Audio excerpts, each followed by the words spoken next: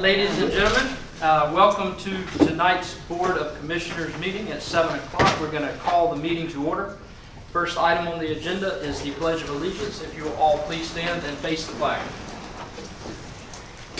I pledge allegiance to the flag of the United States of America and to the republic for which it stands, one nation, under God, indivisible, with liberty and justice for all. Thank you. You may be seated. Next item on the agenda, we're going to open up in a word of prayer. Pastor Larry, if you'll open us up, please, sir. Mayor and good members of the town board, with your permission, a verse of scripture from the book of James. If any of you lack wisdom, let him ask of God, give it to all men liberally, and upbraideth not, and it shall be given him.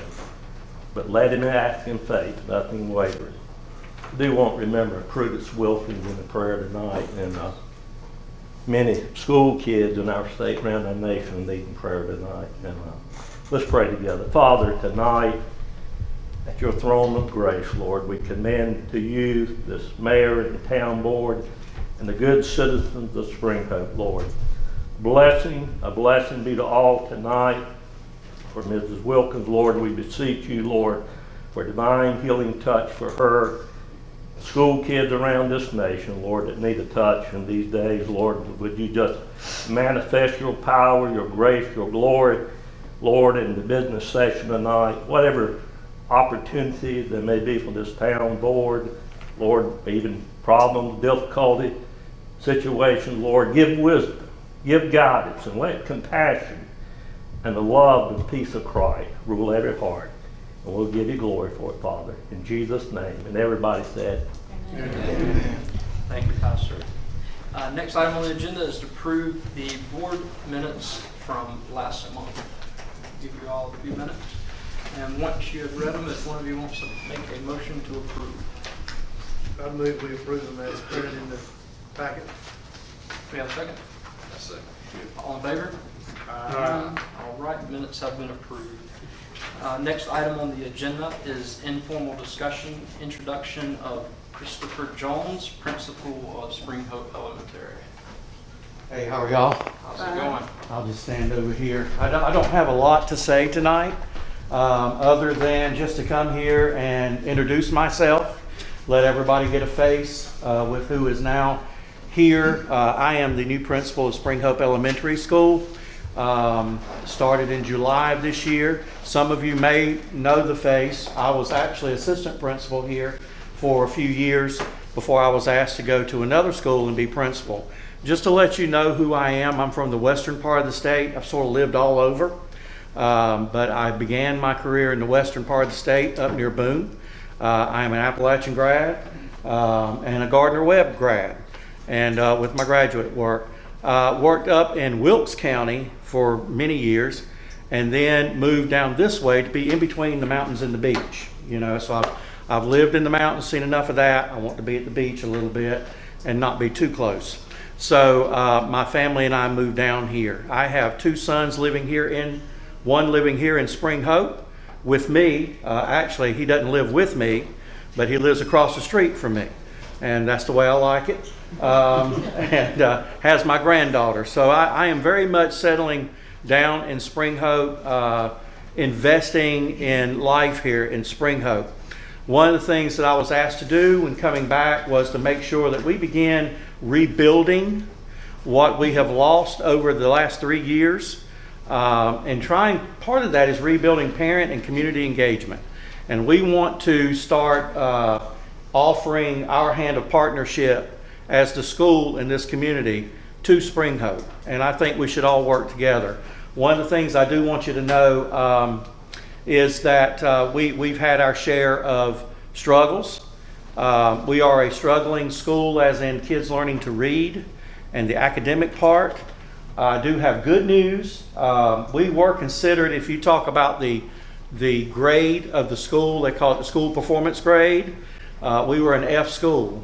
This year we did move off of that list and came back up to a D. I know that's not a long way, but when you're trying to move 400 kids, that's a good back a good step in the right direction. Our next goal is to exceed growth.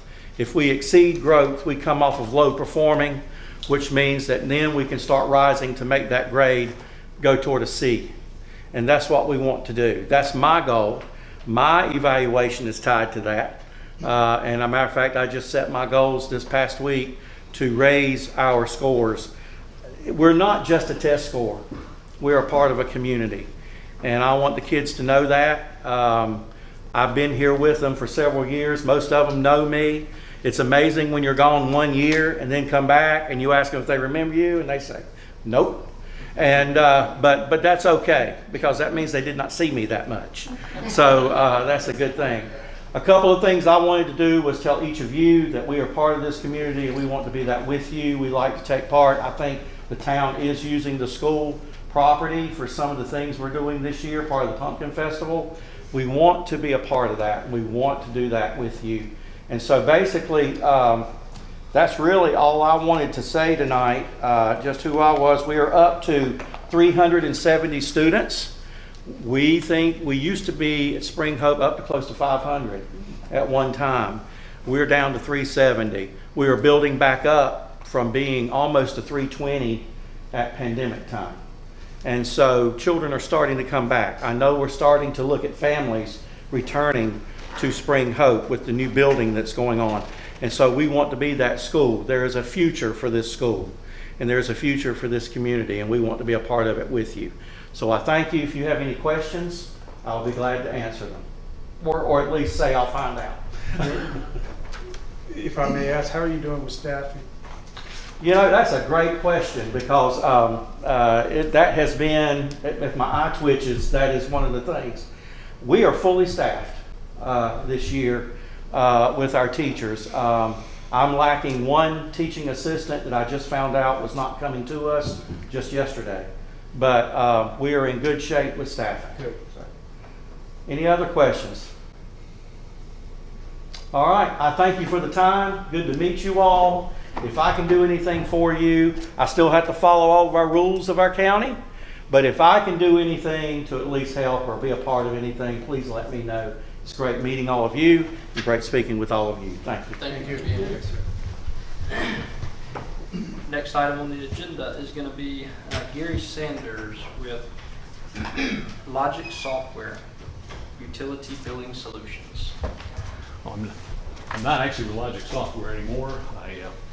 We sold the company about 3 years ago, and the company that acquired us decided that they didn't need me to be employed there anymore on April 15th, and so I'm now a freelance consultant. Sandra Morris reached out to me and asked me if I would come and address you all. I apologize, I didn't have a lot of chance to understand exactly what the issues are, but do you all have this document in front of you? Yeah. So this is Sandra's been for as long as I've written a newsletter, which is about 11 going on 12 years now, about utility billing trends. Sandra has been a subscriber to it, and she reached out and had some concerns about what the town's days of exposure is. And so days of exposure is a term that I coined. That basically, it's the total number of days. If you bill someone for their water bill and they don't pay it, and they ultimately get cut off for non-payment, and they don't come back in and pay, they skip town, whatever. And yours is 88 days, and she wanted me to just talk about that, I guess. So, Well, if I may, Mr. Mayor, Mr. Sanders, thank you for joining us, by the way. I know you're traveling from Durham, I believe, correct? Yeah. One of the things we've been doing, I know that the water and school rates continue to be an issue, but the other thing we've been working on are standard operating procedures and our just how we approach run-of-the-mill operations, and we've been trying to modernize them and adopt best practices. And so that's why Gary is here, because he can talk about days of exposure as one of those best practices to adopt. yeah, so that's actually what I do now as a freelance consultant. I work with utilities. I come in, I can consult with you, spend some time looking at how things are done, make some recommendations as to how you could improve your processes, improve the days of exposure, maybe other things in the office that you could do differently to be adhere to best practices. But just basically what I see here is I see a couple of red flags. One is the blue bar, which is the number of days between when meters are read and when bills are rendered. That's 16 days. That really shouldn't take more than absolutely a week at the max, and probably less than that. And then the second thing I see is there's 17 days until they're considered delinquent. There's already 20 days up until the due date, and then they're assessed a penalty, but you don't mail a final notice until 17 days later, and then 4 days later you cut off for non-payment. So for most utilities, that timeline is considerably constricted, much less than what's there. So, but the good news for you is you have a $200 security deposit. So even though 88 days, so this is a timeline. So basically 30 days is between meter readings, which there's no way around that. And then from there, the bills are mailed 16 days later, 20 days until they're due, they're considered delinquent the next day, and 17 days later until you send a delinquent notice, and then 4 days later when you cut off. So that adds up to 88 days, which when you divide it by 30 days in a month, it's 2.93 months. But with what Sandra provided me, your average utility bill is $52.81. So your security deposit is still enough to cover this. For a lot of towns, it's not. However, someone who used more water than the average customer could end up in a situation where you end up potentially writing them off or having bad debt. So that's really what this is all about. Is just trying to be sure that you're not taking excessive days in the billing process, and it's accomplished as timely as possible. Mm-hmm. Always good to minimize exposure to risk. So what is a typical delinquency time frame if it's somewhere less than 17 days, Gary? What's more typical? A week maybe after the due date.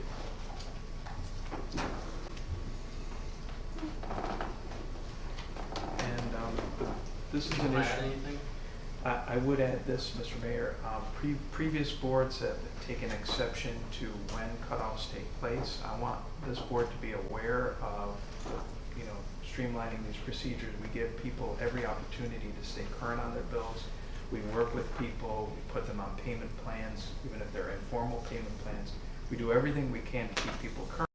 But we do have a crop of people who abuse the system.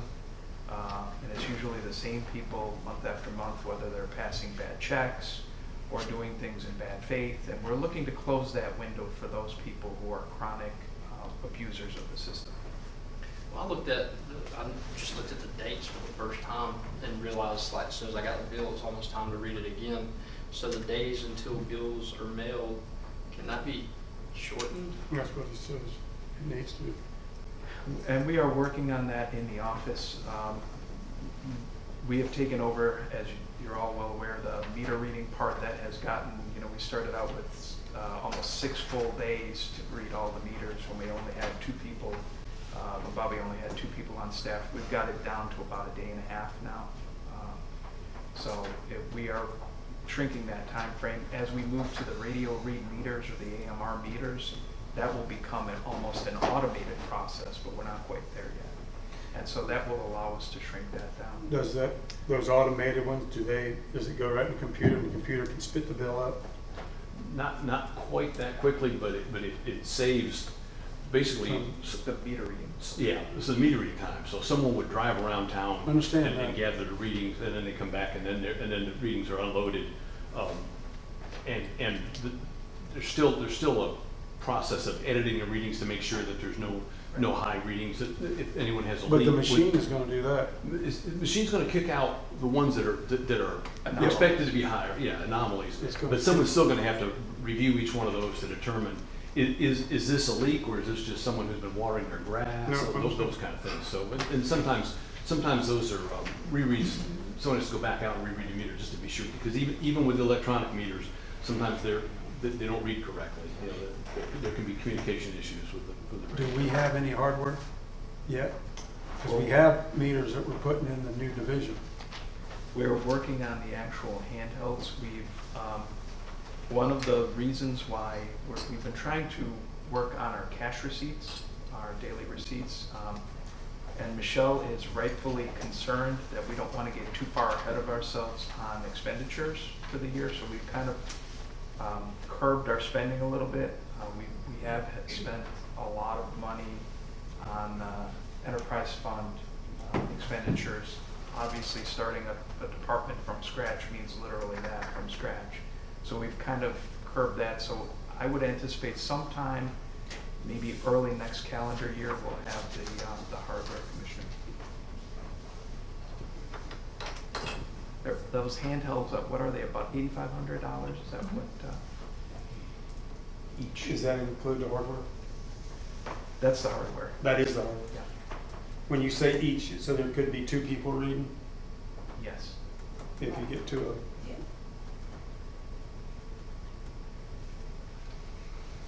Thank you, sir. We appreciate you making the trip. Sure, sure. Any other questions? So that's $640,000 to replace all the meters if we went through the whole town? We would bid that out and see what kind of a price we'd get for doing them in volume. So that price would come down. The issue now with doing a mass meter replacement is sheer supply. Our supplier is Neptune. The brand of the meters is Neptune. We go through Core and Maine, which is out of Wilson. And they've been excellent at acquiring meters for us, but there's always a lead time. The reason why we selected Neptune is they're all 100% made in America, including the computer chips to operate them. The issue is they operate 3 shifts, 24/7, 364 days a year. I think they're only closed for Christmas, but they still can't keep up with demand because of the backlog. Well, everybody's in our situation, Right.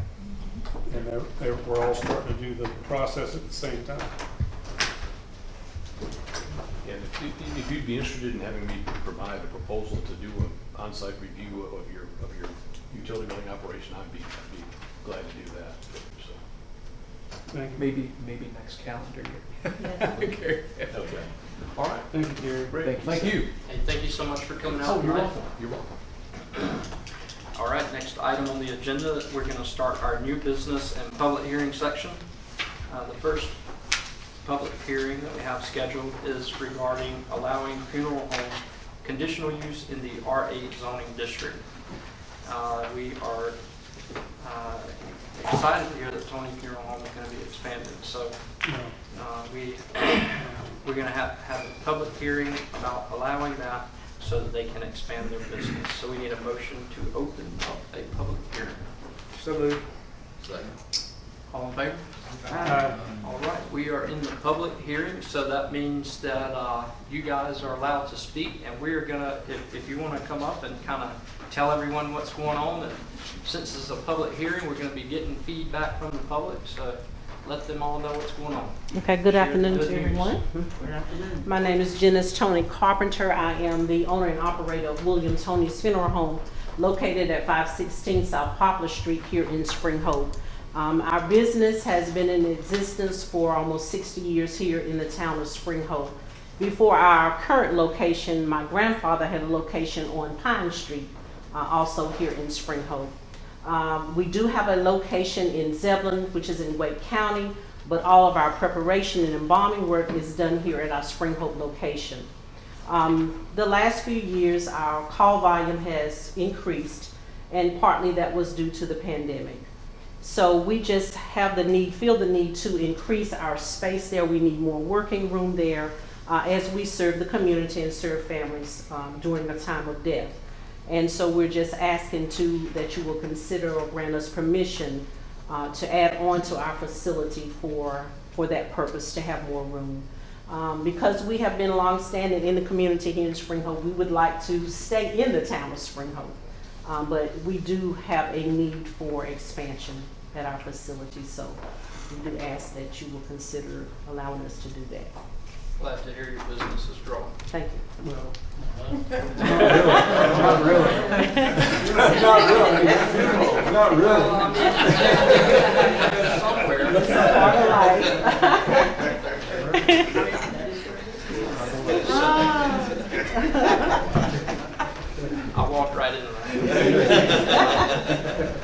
funeral homes are the worth of jokes sometimes. But yeah. So, this is opportunity for you all to share your questions or concerns about the expansion of the funeral home on Poplar Street. Yes. If I may, Mr. Mayor. Go ahead. So the reason why the board is, this is before the board is, currently Tony's Funeral Home is a legal non-conforming use in the R8. So it's not not a permitted use under the current ordinance. Funeral homes are permitted as conditional uses and if you look at the report I provided you, they're permitted in the central business, general business, and the interchange, interestingly enough, the interchange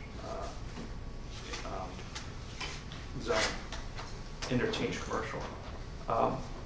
This would allow the funeral home to be a conditional. Legally.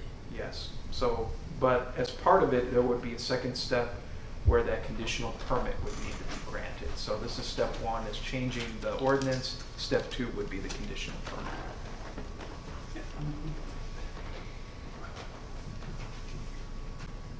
What if someone wanted to put a funeral home in residential in addition to that one? Then it would be a conditional permit, sir. So they would have to come before the board and get. The Board of Adjustment, I believe, currently. Okay. Which is Does anyone fundamentally. from the public want to comment or ask questions before we close? Are they Yes. rezoned? What's that? Are they is there consideration to rezone? Not to rezone, but to allow conditional use funeral home in R8, correct? If I may, Mr. Mayor, people should identify themselves for the record. Robin? Yes, ma'am, with your name and address. However, yes, this is technically a rezoning. It is a text amendment to the zone, to the ordinances, to the zoning ordinance. So this is fundamentally what you would consider a rezoning, but it's in the form of a text amendment, not a map amendment. How long is the conditional permit? Robin again. The conditional use. This isn't the granting of a conditional permit. This is just to allow it as a conditional permit. It could be, that would be subject to the board. It could be an annual renewal. It could be in perpetuity. Depends on the nature of the permit. I'm not going to muddle things here and now, but at some point, conditional permits will go away because they're not currently allowed under 160D. They would revert to a special use permit. But I don't want to muddle this case because currently this is in our ordinance. So the Stewart will be changing that then?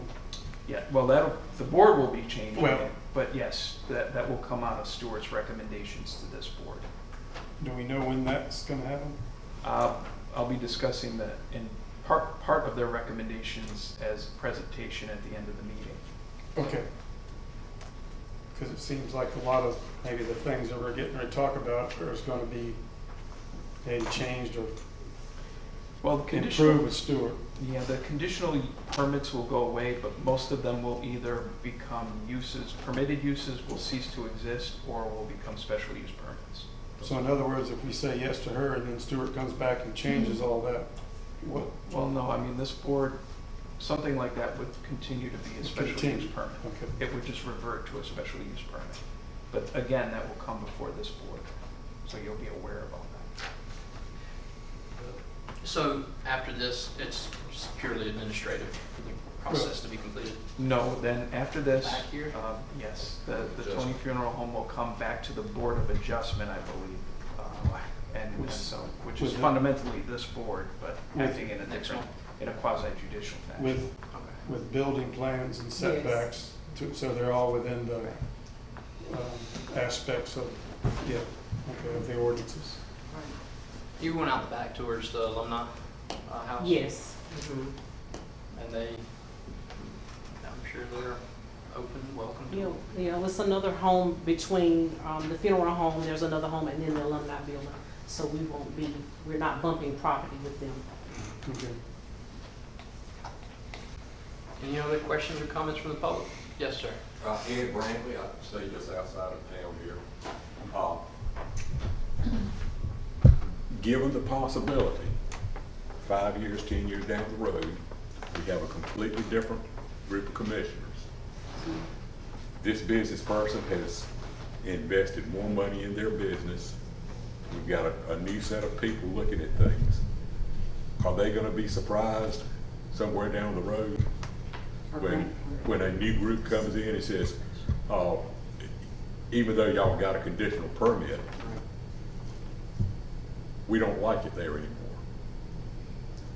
We need to ensure that what they're doing is protected in perpetuity.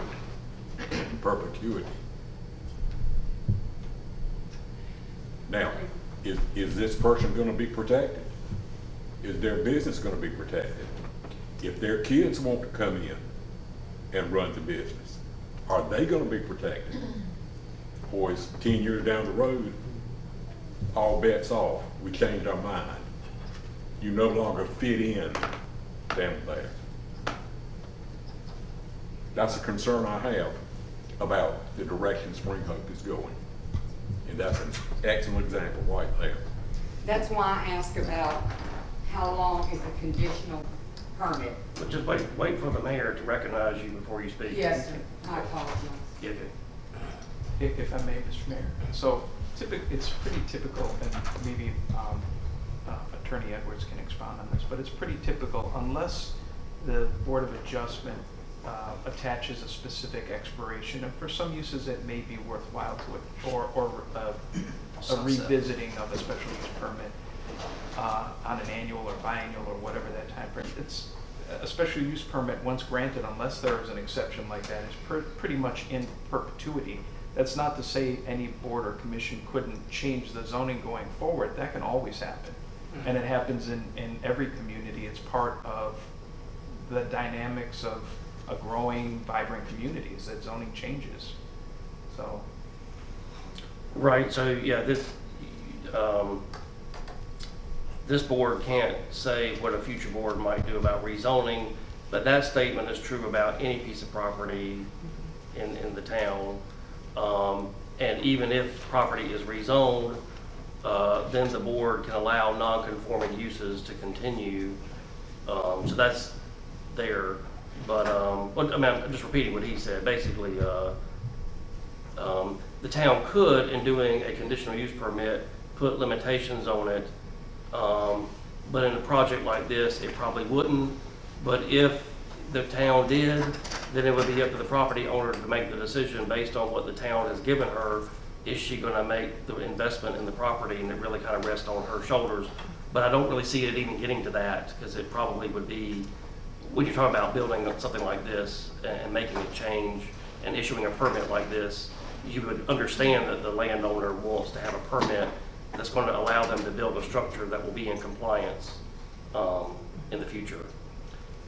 And I'll add that, I mean, with as engaged and involved in the community that the Tony family is, and I believe will continue to be as the board changes over the years, I don't see it ever becoming a reason for it to have a protected status. I think that it's part of our community, and we appreciate it, and we're glad to see that it's growing. And I think with their involvement, I believe it'll stay that way with new commissioners. So I think it's important to remember that this is still a commercial use in a residential area, so there has to be some protections for the residential uses there. And I'm sure that the Tony Funeral Home will work with the Board of Adjustment to make some reasonable compromises in order to do that. So this is really the best compromise position. It's the path of least resistance for both the applicant and for the town. great questions. Yes, ma'am. Ruth, code enforcement.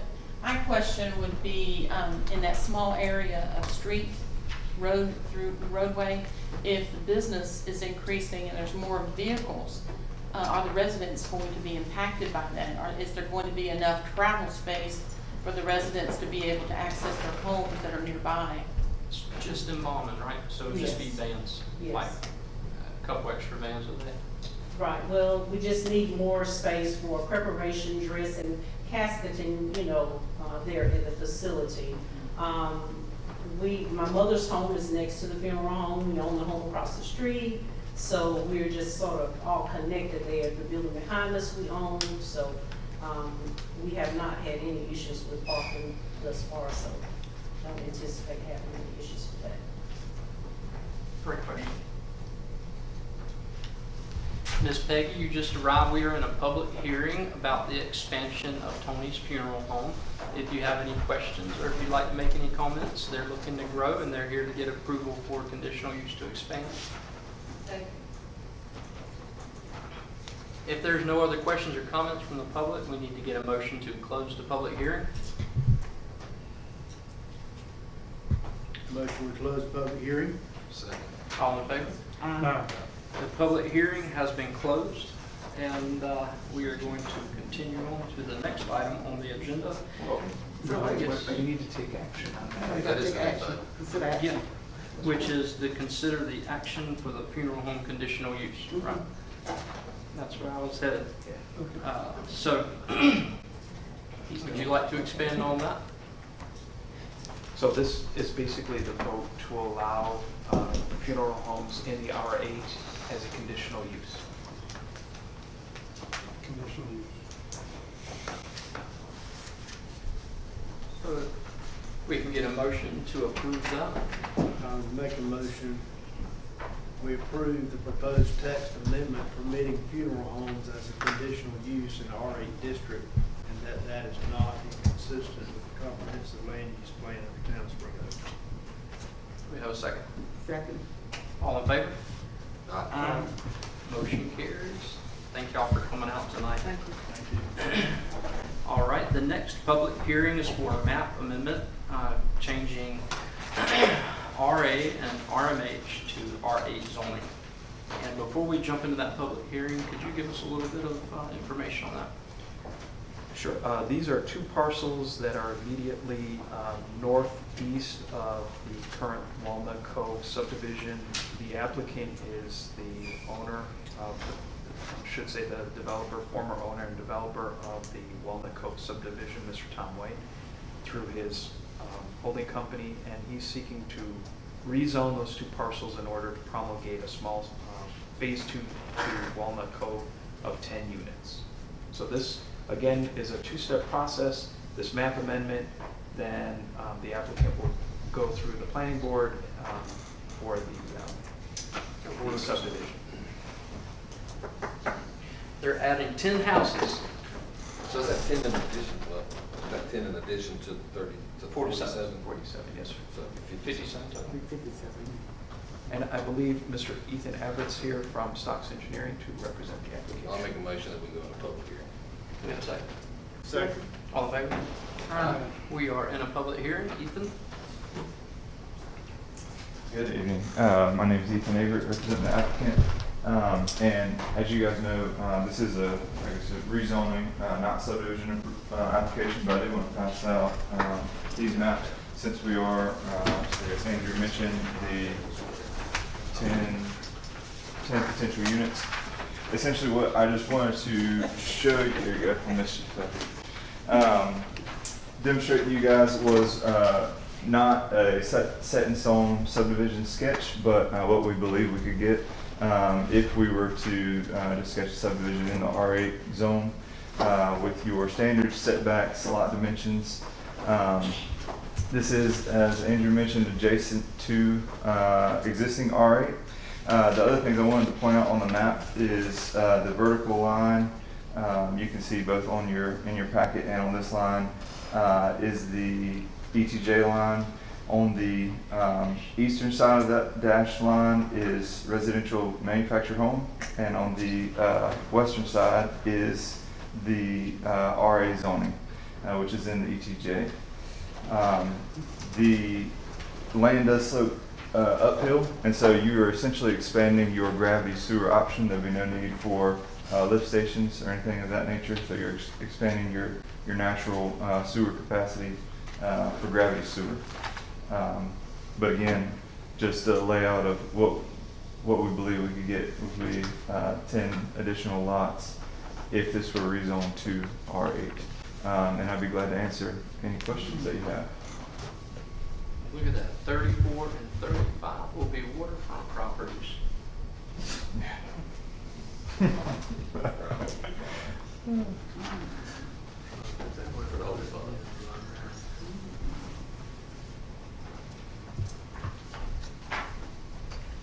your road system's gonna tie into the roads that are already being built in Walnut Cove?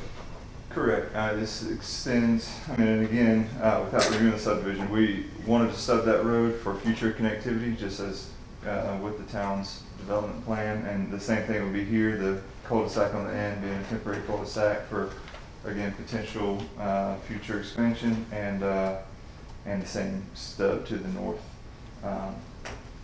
Quite zealous to leave that road dead end into the next property, isn't it? Well, I mean, most towns, and I guess as your states, proposes future connectivity instead of leaving dead-end cul-de-sacs everywhere. So, yeah. Great prediction. All right, so this is open to the public. If you guys, if you want to see the map, so Walnut Cove, if you want to grab it, can I take it out there too? Sure. This is just Can you grab her a copy? Sure. propose that this is just a concept. Yes. Yeah, it's just a concept. Just a concept.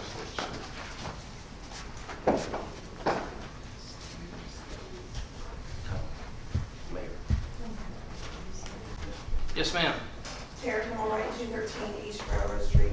If I am not mistaken, this is not the last of the property that is owned by this company. So there is further property owned and undeveloped as of yet. Is that correct? To my knowledge, all of the property owned by Axiom is currently either yet developed or zoned correctly. So, I guess, yes, they own Walnut Cove Phase 1 and Bryson's Ridge, and then this would be the Axiom also owns this piece. But there's another piece connected to this that they haven't started actual work on yet. Is that correct? Yes, correct. That is in Phase 1. That's already approved and designed, and Okay. yes. So that's part of the original That is- 47 houses? That is part of the original development. Yes, that's correct. Sorry. Yes, ma'am. Nancy Perry, is it your intention to eventually connect Bryson's Ridge and Walnut Court? I cannot say. I don't know what the possibility of that is. And yeah, I think at this time the developer has no plans to do any farther than this. He was in talks with the mills, and this came available. So yeah, at this time there's no plans for future. One way in, one way out. Correct, at this time, yep, for this number of homes. Good question. Yes, sir. Jason M. White, 213 Road. Is there any plan for y'all to stop doing these R8s, which no one else in the state's doing? I mean, you're doing the opposite of what everybody else is doing. And going to R30s, and you all are still, rubber stamping R8s because it's not fiscally responsible. If y'all, unless you've done the math on it, but I don't think you have. The possibility and willingness in this particular case may be primarily due to that it's a small addition to something that's already existing. But going forward, after this. Let me just say this, like in a public hearing, it's really an opportunity for the public to come up and to give their thoughts, and like you're giving, so I would say rather than pose your thoughts in the form of a question, feel free to speak to the board, but more basically make your statement to the board about what you think they should do. It's not really a question and answer session in the public hearing. So I think nothing against the points you're making, feel free to make, but it's probably better to be, this is an opportunity for anybody to make a statement to the board. And if there are technical questions about exactly what's before the board, that's fine to ask those. But if it's a policy matter, now's your chance to state your thoughts. Then the board will go into open session and have a discussion among the board. Thank you for your comment. Yes, sir. If you want to make that statement, feel free. It's definitely something to think about.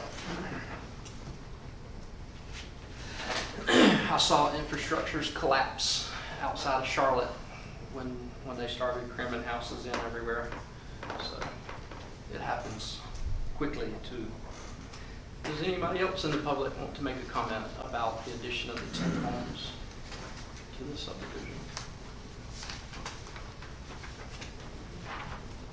All right, if not, if we can get a motion to close the public hearing. I make a motion to close the public hearing. And do we have a second? Second. All in favor? Aye. All right. So the next item on the agenda is to consider action for this map amendment that we just discussed.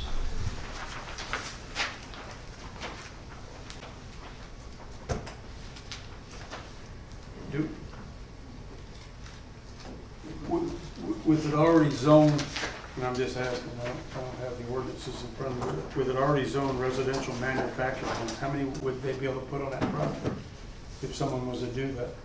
Manufactured home. Yeah, I mean, that's what it's set out to be. I'm not, to be honest with you, I wouldn't answer that without doing the research, Commissioner Jeffrey. Would it be more than 10? The density allowance for some of those uses, and as you'll see later tonight, actually shrinks down quite a bit considerably. For townhomes, for example, it's one dwelling unit per 44,000 square feet, so could conceivably be more, yeah. Manufacturers' homes and what Conceivably, I'd have to do the research. Tom is asking for. So it could be less. I guess the question is, could somebody put a mobile home park out there? Mhm. That's currently zoned. That's what RMH means. Yes. So this would be a way to control actually what was out there versus a mobile home park. At the end of the day, that's what zoning is all about, laying the roadmap for what you want to see in town. Right. And then we do the same step that we did with funeral homes, then if we say yes, he's got to come back then later with all the plans. Sorry, the subdivision in this case. So we can get a motion to approve this, and then we can go through any comments.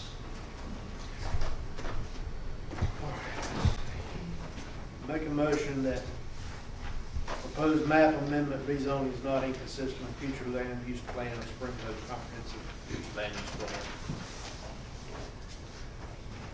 It changes from RMH to R8. RA to one parcel is RA and one parcel is RMH. I'll second it. All right, all in favor? Aye. Motion carries.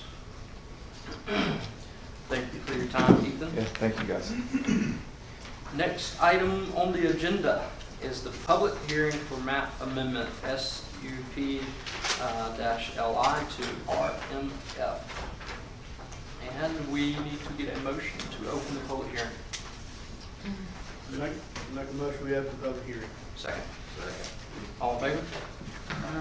We are in public hearing, and Mr. Ballard, can you give us a little bit of information so the public can comment?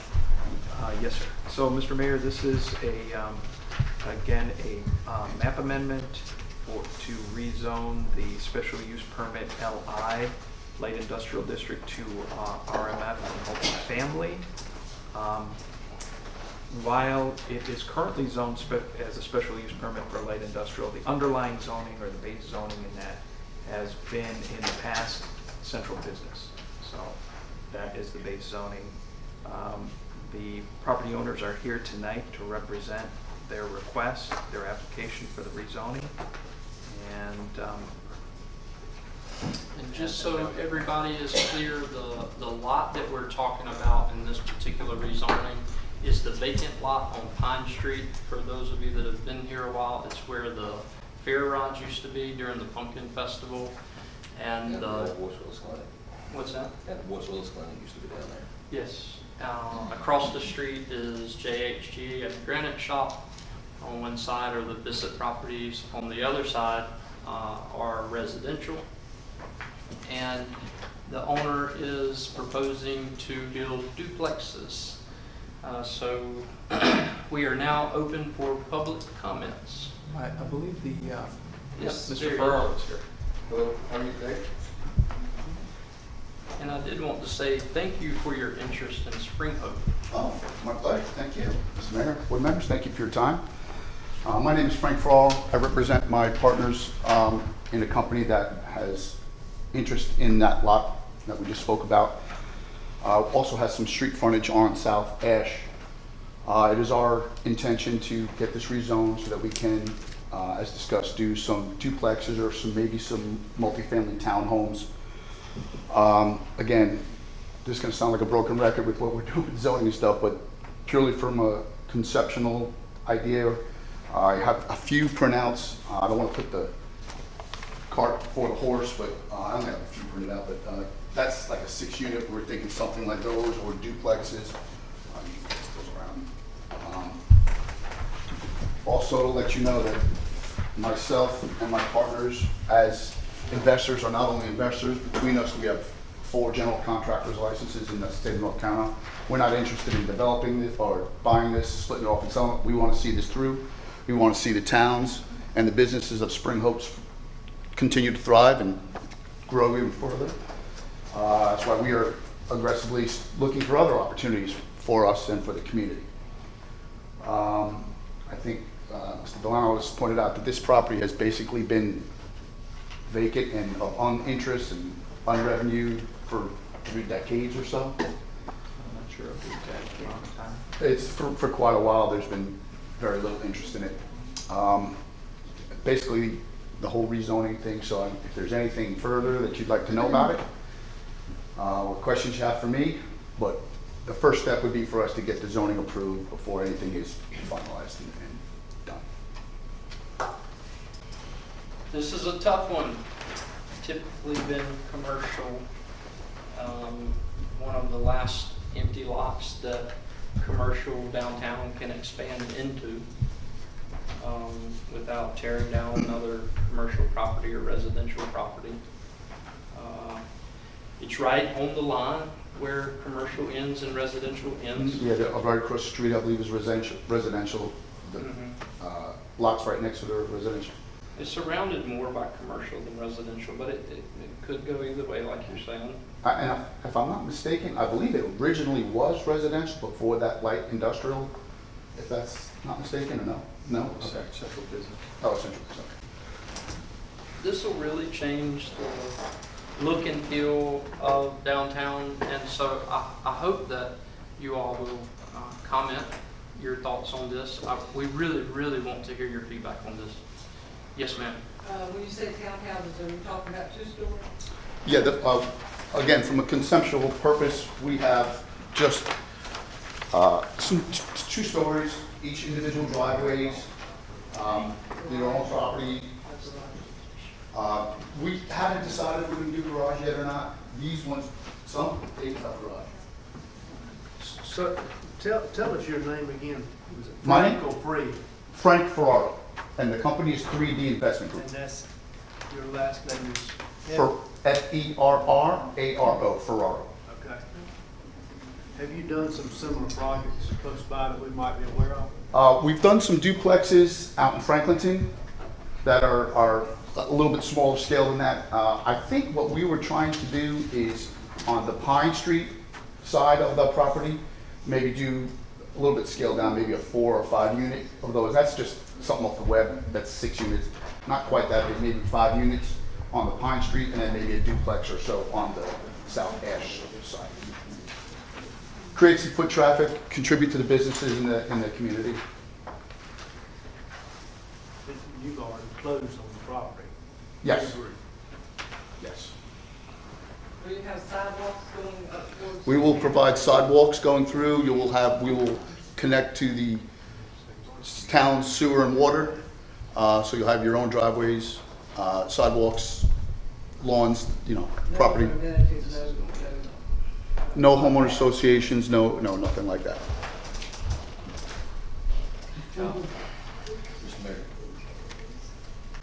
Yes, ma'am. Thank you so much. Royals, excuse me, allergy season.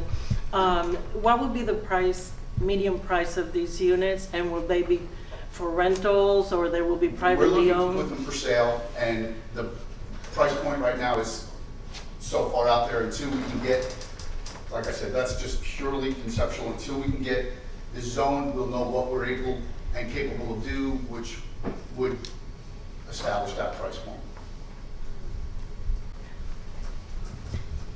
Yes, ma'am. 2 questions. Can you share with us either in private or email the address of the designs or the completed projects in Franklinton?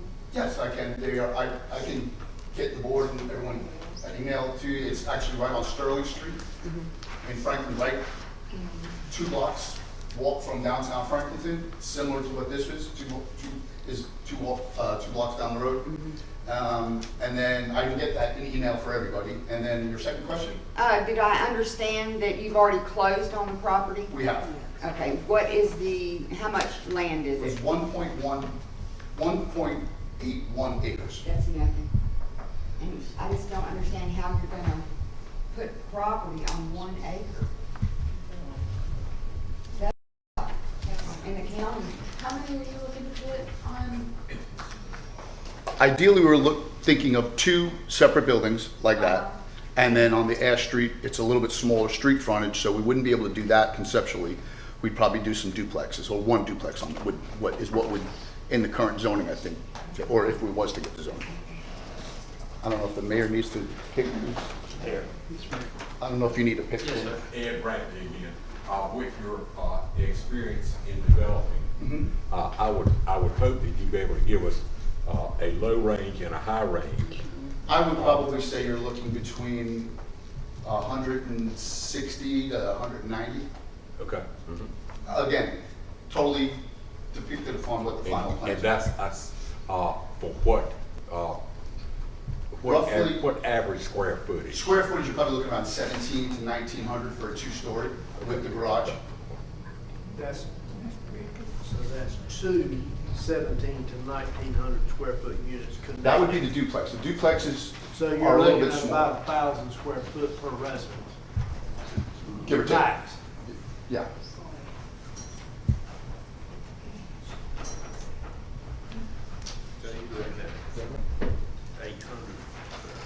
I hate to be the only one asking questions. No, go ahead. How much of deterrent, and this is more for the town council, is that burned out building gonna be across the street? Is that ever gonna be cleaned up before all these people live in these $160,000 places? That's coming up. I can have an update on that later, or I can answer it now. It's up to you, Mr. Mayor. So I have been in contact with both Mr. Holland and the insurance company, the attorneys that represent his insurers. And we are working to put the emergency fencing back in the temporary fencing because it's quite a bit of a public hazard currently. The insurance company has yet to settle the case with Mr. Holland, and so it's still pending, and they're still going through the motions. So we don't know what that time frame is for demolition. He's already solicited demolition prices from demolition contractors. So once he settles his affairs, he can be ready to go. But at this point, he's still litigating it, basically. Not litigating, but mediating it or working it out through. Yes, ma'am. Hello, Molly. How much is your average prices of the townhomes that you have in Franklinton going for? The townhomes are a little bit smaller than the drawings that we have. So they're probably about 145, 150, 160, depending on the size. There's some 3 bedrooms, and there's a few 4 bedrooms. I just highly doubt that property is going to sell for that cheap over here. Sell that cheap? Yes, I would say that you probably would list it higher than that. And that's obviously is going to be a part of the market, what the market's done. The market's been doing pretty well lately, and the final drawings and sizes of the residences. That's what they were ballpark 2 years ago, 3 years ago when we did Franklinton. for a So similar. from my development experience, 190,000 will not get close to making you a profit on this. You'll be in the hole. No, the 190 was for It's the for a small individual, one-story yeah, the small No, I'm talking about per unit. per unit, You know, correct. you'd probably have to get about 215, 230 to turn a profit on this with all the architectural features. For that design, you're probably So the very 160, 190 is 1,000 square foot, one-story duplex, no garage. Is that correct? Say that one more time. So this 160 to 190 price point that you mentioned is a one-story, 1,000 square foot duplex. It was just under 1,000, yes. That was 4 years ago, whatever. So are you proposing to the community two-story townhomes with architectural features, or are you proposing duplexes? That is the direction that we would like to go Okay. on the Pine Street side. Okay. The Ash Street side, which still has some street frontage, will not allow us to put some. This is not enough street frontage. That was where we were contemplating or trying to put a duplex or two on there. So it would be a combination of the two. And would you be open to, if you did something like this, using the space on Ash Street as some type of a community area for this neighborhood? You could fit 6. We would surely be happy to discuss it. Depending on the size of the, obviously we would like to do as much of a development as we can, create as much residence for the town, for the community. But yeah, we'd be absolutely willing to discuss something. So again, Mr. Mayor, if I may, this is, remember, a part of, again, a two-step process. While this is a conditional use currently, it will revert to a special use permit, again, would come back to the Board of Adjustment for whatever the development plans would be. He'd have to submit plans. Correct. Yeah, We'd have to approve the final plan. and I don't want to do that until I get this first step. So then, in essence, all you're trying to do right now is zone it to some residential use. Multifamily. Yeah, residential. Yes, sir. But multifamily. Yes, sir. But not- Please, anyone else in the oh, yes, please, make a comment. Jason Omar again.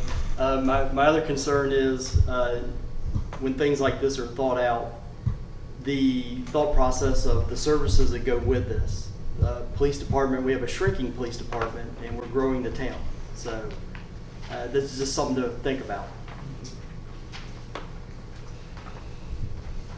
Anyone else like to speak? I really don't see that it keeps the Spring Hope down home feeling by adding new apartments, call it one, multi-family houses. I mean, that is really business. And if it's an acre, almost 2 acres, then somebody else, I don't know how much square footage a plant would get or residential, but I just don't see multifamily homes in town. So the end result tonight will be, or the goal is that this gentleman is trying to get the land changed from light industrial to multifamily residential. And so we have a few decisions that we can make as or that they can make as a board, which is to table it for more information. They can vote to approve the change, or they can vote to deny the change. I feel like we have barely scratched the surface of information, and I feel like it's kind of a scary road to really go down it without having more information. I understand it's a multi-step process, and there's a lot of checks and balances and control factors along the way. But I feel like, me personally, and again, the board is the one that votes, but I feel personally the board doesn't have enough information about exactly what you're proposing to do. Okay, So I'd be happy to get some more information in terms of different drawings, concepts, if that's what you're, the information that you would be looking to get to help make that decision. More about the actual development of what it's going to look like, because again, I understand that once it's approved to multifamily, it's going to come back through for all of the approvals on what it looks like.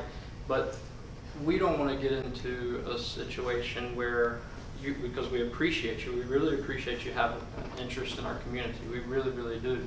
And so we don't want to get into a situation where we approve it and then you come with plans and you can't get any of your plans approved and then you can't make a profit and you just walk away from it. Well, we've already invested in the land, so we're optimistic that this is a great opportunity for us as well as the community. We're not supposed to this time. Yes, ma'am. Yes, ma'am. So I have a two-part question, if I may. So part one would be, has any commercial venture expressed any interest in the property ever? It's been vacant since we've lived here for 17 years. Really, this is an opportunity for you to make your statements and all that. But really, And then my second part would be, what is the alternative? And maybe you can answer this since they can't.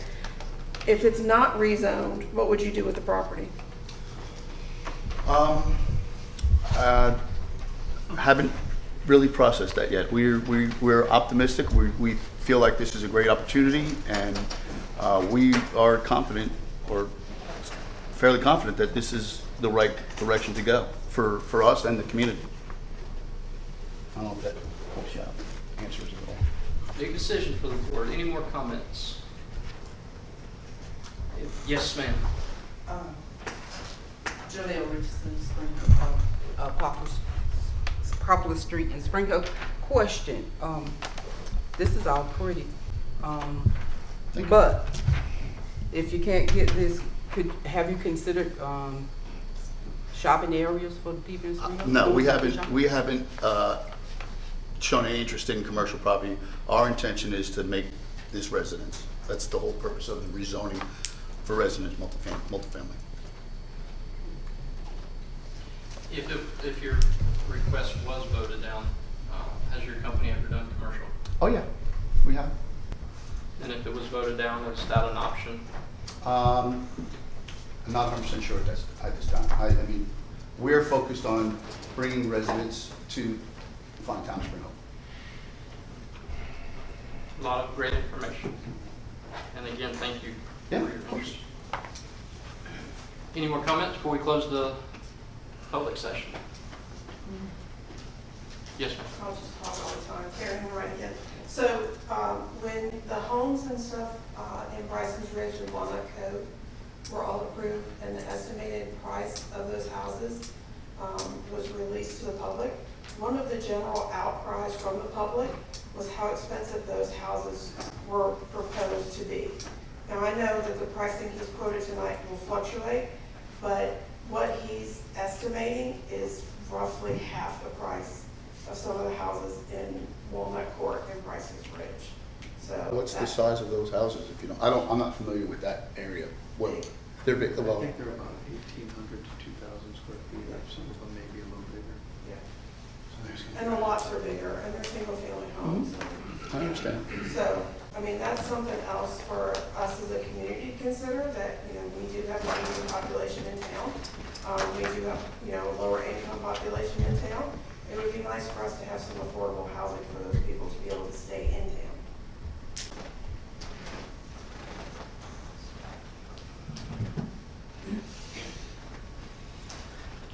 Thank you all for everyone that made comments. And if there are no other comments, if we could get a motion to close the public hearing. Make a motion to close the public hearing. Second. All in favor?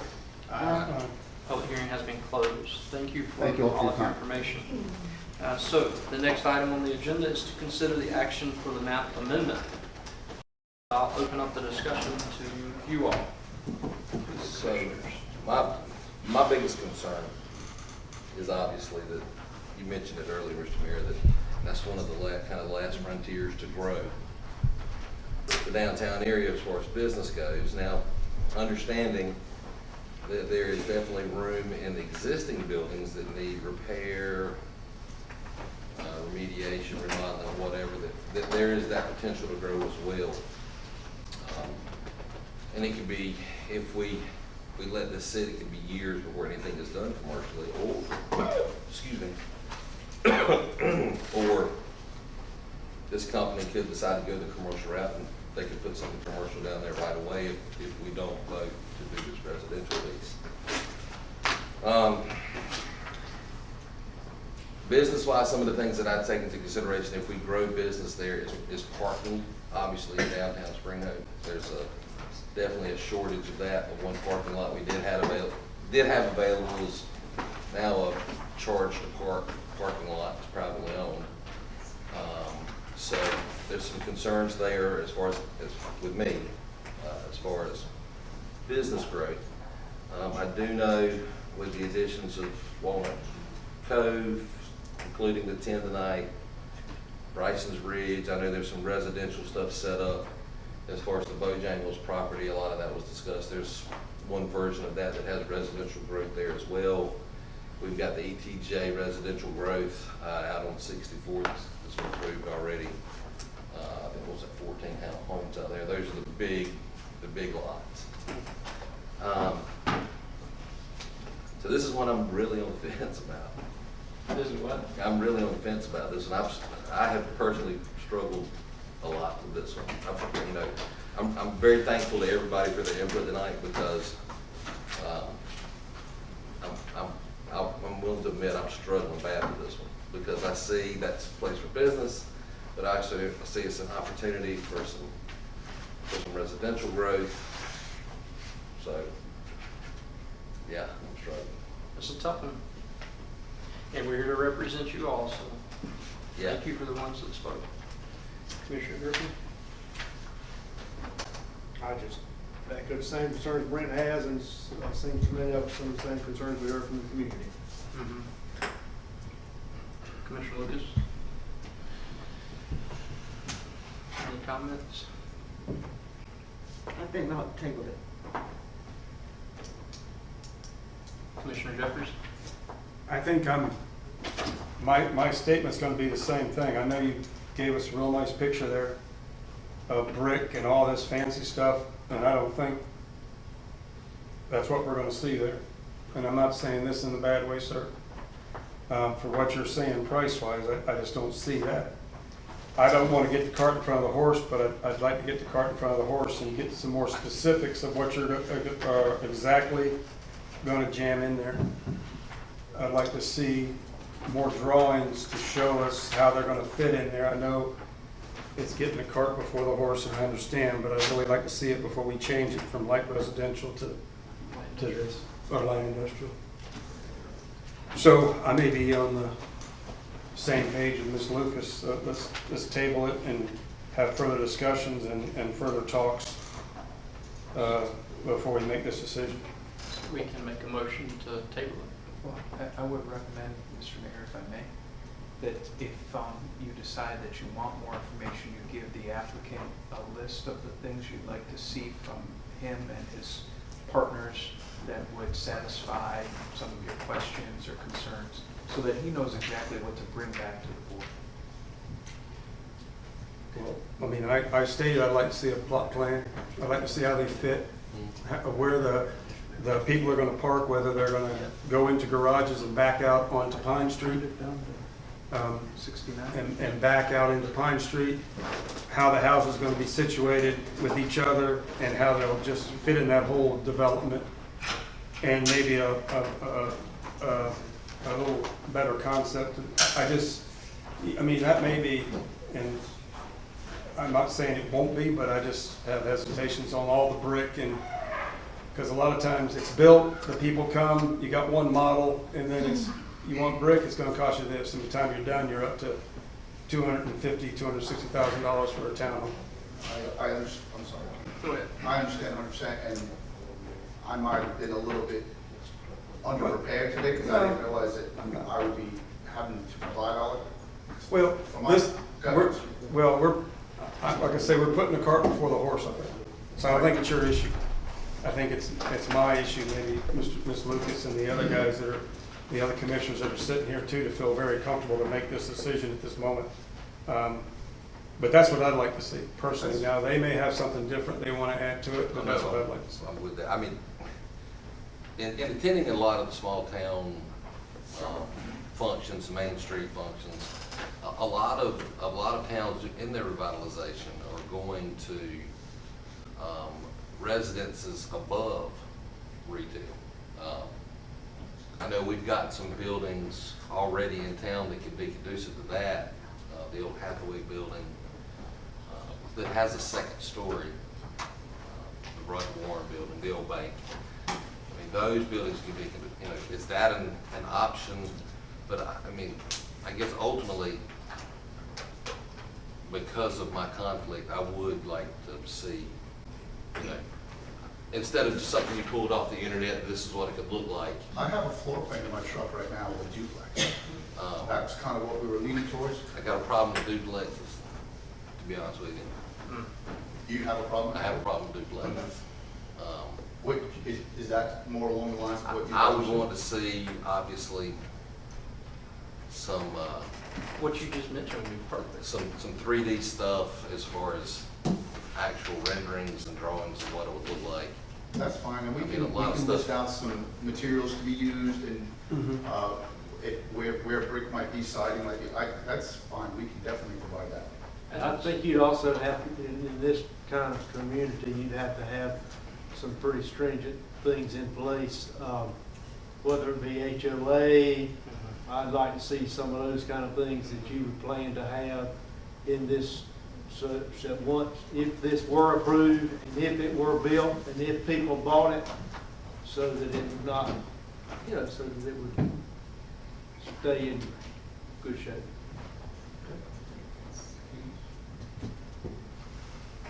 So, would a commissioner like to make a motion? I make a motion that we table this at a later date. Do we have a second? I'll second with the contingencies that he provides, the information that we've been talking about up here. All in favor? Aye. All right. Motion carries. Again, thank you so much for your interest. So in do we need to do get this before all in writing figure to something out. Is that what you would think? You can just touch base with me if that's okay. Yeah, I'm fine with it. You want to let him know? He knows. Okay. And thank you again for all of the public comments. All right, next item on the agenda is the event license ordinance, and we only have a couple more items also. The event license ordinance. Mr. Dono. Thank you, Mr. Mayor. So at last month's meeting, the board made some excellent recommendations on how to improve the ordinance. What you see before you in red are insertions from the Pittsboro ordinance. Pittsboro, North Carolina, has a very active special event calendar. So you can see, tried to address the deadline for applications for the board, the compensation for the town based on services provided per the board, the insurance, which I believe was your recommendation, Mr. Mayor, upping the insurance requirement per the board.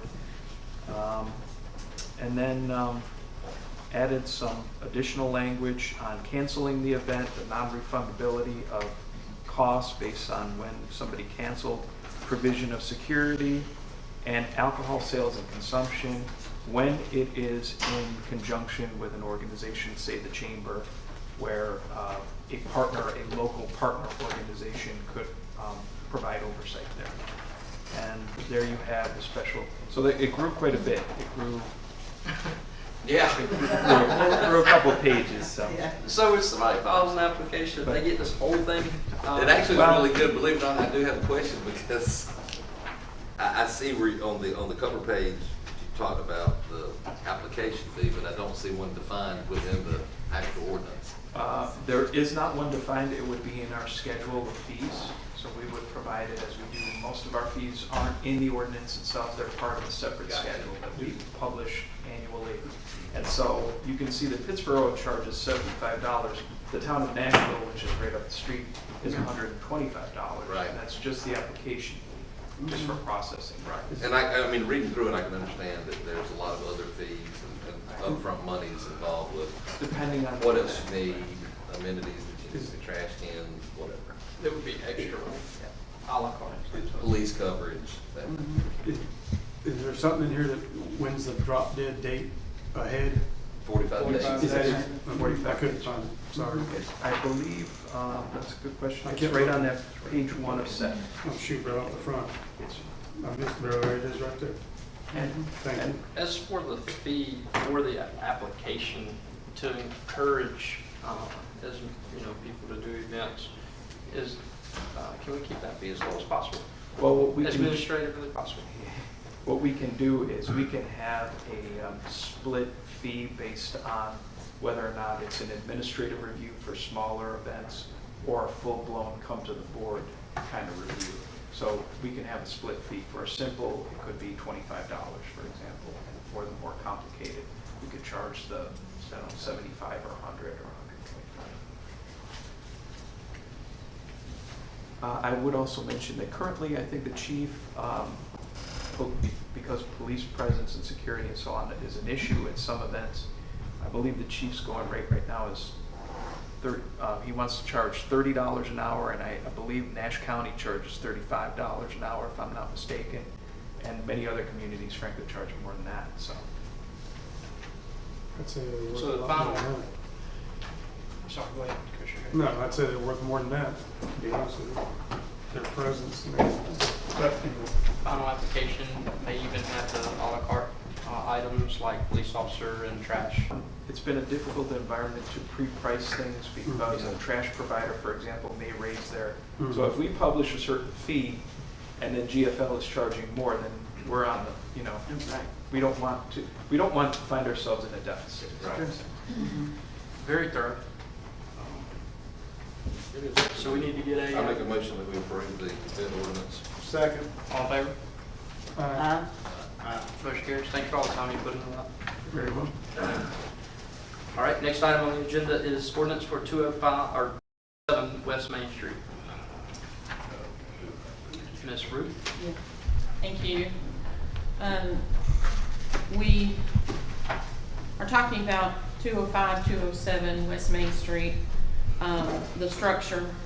And after a portion of the structure collapsed and was cleared away, there was a fresh report from the structural engineer which indicated that the structure remained unstable and unsafe and should be demolished immediately. And so based on that new information, we scheduled a hearing with the owner, Mr. John Clark, for July the 20th, 2022. And we had the hearing, and Mr. Clark was present, and town manager was present, and code enforcement was present. And during the hearing, we discussed the structure and what could be done to the structure. And it was recommended that it be demolished to prevent any calamities, any further calamities, or possibly injury to passersby or other structures in the area, and based on the engineer's report. And this reflects back to also a report that was done before, and that at that particular report in 2020, it also recommended the demolition or raising of that entire structure. So the one portion of the structure that has collapsed and been cleared away has not improved the stability of the building. And that's according to the structural engineer's report. During the hearing also, Mr. Clark said he was going to have his own structural engineer to inspect the structure and provide that information to the town. We have not gotten a report of that from that structural engineer. During the hearing, we advised that after the hearing, a finding of fact order would be completed and sent out to him, and it would be giving a specific amount of time to see something done on the building, whether it was renovation or demolition, to see that the danger of that possibility of that building continuing to collapse, that something would be done about that. But during those that time, nothing was done. So that finding of fact order went out on 7/22/22. And so then during that 30 days that was given on the finding of fact order for some progress to be made, there was no noticeable progress being made on that structure. It continues to provide a hazard, a possible hazard of potential collapse and more destruction. And then based on that information, looking at the town ordinances at section 6-87, the ordinance states that if the owner fails to comply with an order issued pursuant to section 6-85, the hearing officer may refer the matter to the Board of Commissioners. The Board of Commissioners may by ordinance order the hearing officer to proceed to effectuate the purpose of this article with respect to the particular property or properties which a hearing officer shall have found to be unfit for human habitation, and which property or properties shall be described in such ordinance. The ordinance shall direct the inspector or hearing officer to take any action as was directed in the hearing officer's order. No such ordinance shall be adopted to require demolition of a non-residential building or structure, dwelling or dwelling unit until the owner has first been given a reasonable opportunity to bring it into conformity with this article. Such ordinances are recorded in the office of the Nash County Register of Deeds and shall be indexed in the name of the property owner and the grantor index. There was also placards that were placed on the structure informing no admittance due to the hazard, possible hazard of the building and its instability. So any person who occupies or knowingly allows the occupancy of a building or structure so posted shall be guilty of a class 3 misdemeanor. And so with that in mind, to protect the buildings and to protect the town's people, an ordinance has been prepared, and that's what I bring before you this evening.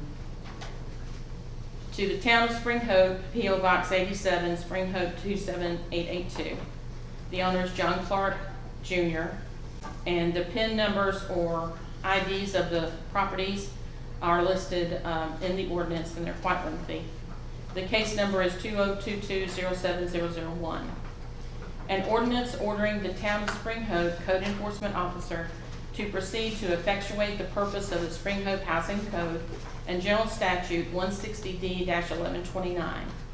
Whereas on 7/1/2022, the town of Spring Hope Code Enforcement Officer conducted a thorough inspection of the non-residential structure located on the property, identified in the Nash County Tax Record PID 005913 and 005921 and 006465.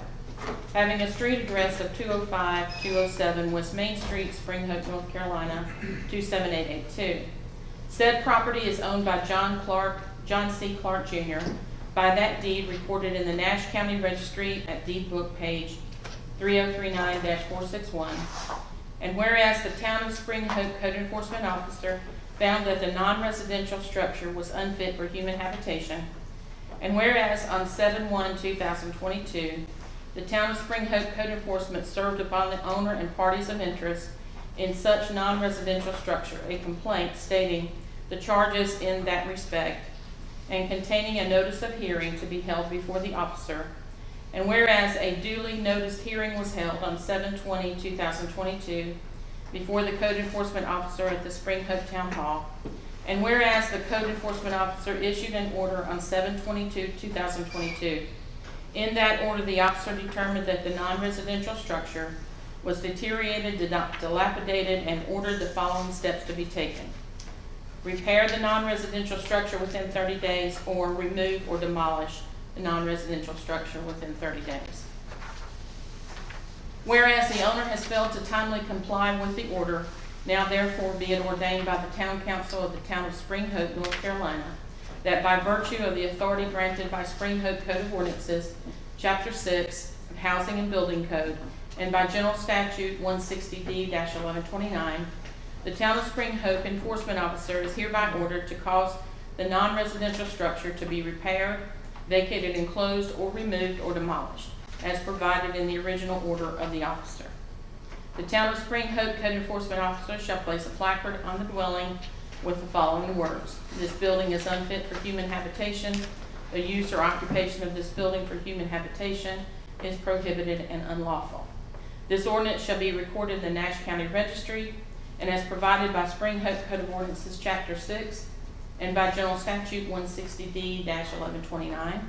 The cost of any vacation, closing, and/or demolition of the non-residential structure caused to be made by the officer shall be a lien against the real property upon which such cost was incurred, and upon any other real property of the owner located within the town limits, except for the owner's primary residence. Civil penalties. The Spring Hope Code Enforcement Officer is directed to levy civil penalties against the owner in accordance with Spring Hope Code of Ordinances, Chapter 1, Section 1 through 18. And I'll leave it with you. Mr. Young, would you like to add anything? I would only add that Mr. Clark did request to speak to the board. That's up to the board as to whether or not they want to entertain anything from Mr. Clark. I would also add that we have itemized, for your purposes, the bill to date. This is what this property has cost the town of Spring Hope. I know that a lot of people like to raise they like to raise the issue of raises for the police department and so on and so forth. This is $35,000, $35,082 so far. And we are far from being done. That doesn't include Attorney Edwards' time for tonight, I don't believe. So the clock continues to run on this. I think the town has, under its auspices, I think some people have, well, I'm going to keep those comments to myself, but I think the town has been very patient with this property owner, and we continue to see this property remain in a dilapidated state. Nothing has been done to rectify that or remove this property. So I think the board is well within their rights. They've done everything they have needed to do in terms of due process. The board is well within their rights to take control of this property and do what must be done. All right, so either motion or property owner you requested to speak, and that is up to you all. I don't know if he speaks. So what? I don't know if he speaks. Yes, sir. I'd like to hear it. So let's start with Mr. Bobby Joyner. He was hired by the Bissets to settle a dispute between two brothers. He spent less than 25 minutes. Mr. Bobby Joyner was hired to settle a dispute between Dan and Lee Bissett. He spent less than 25 minutes in 12,000 square feet spread out over 3 buildings. He provided no scientific documentation that is required in normal engineering reports. After his investigation, I hired Mark Roy to look at the building. His conclusion was the remaining portions of the left-hand sidewall and roof area shall be removed, which refers to 205, the collapsed section. Once that's been done, the short section of the left wall and the front rear wall laterally supported, along with the adjacent sections of the front and rear wall of the building, shall be stable until more permanent repairs are completed. That was trying to save the walls and the front facade. The center space should be stable and be able to be used once sagging wood ceiling framing is either resupported or removed. The right side space is not damaged and can be used. That came after Mr. Joyner's report. That was an 8-page report with documentation supporting his findings. I hired another engineer who was a forensic engineer. His statement: the current building condition warrants structural repairs but does not require any immediate demolition. In its current condition, the building is not in imminent danger of collapse.